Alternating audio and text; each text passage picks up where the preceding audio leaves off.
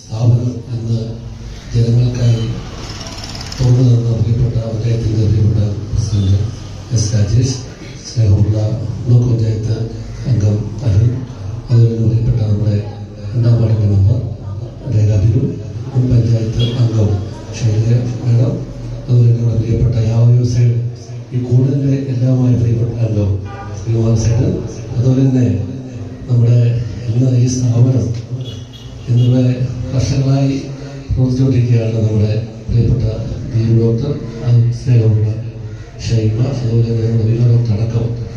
നമുക്ക് വളരെ സന്തോഷമുണ്ട്. എൻ്റെ കുഞ്ഞുനാളിന് മുതൽ ഈ ഒരു സ്ഥാപനം ഞങ്ങളുടെ പ്രിയപ്പെട്ട ദിവാരൻ വൈദ്യര് ഞങ്ങളെല്ലാം ചികിത്സയുടെയായിരുന്നു.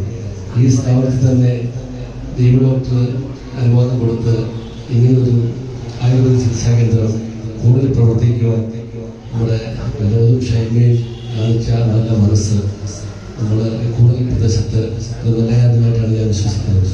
എന്തുവായാലും ജനങ്ങൾക്കായി എല്ലാ രോഗങ്ങൾക്കും സൗകര്യപ്രദമായ ഇതിനുള്ള ചികിത്സ ഇവിടെ കിട്ടുന്നതാണ്.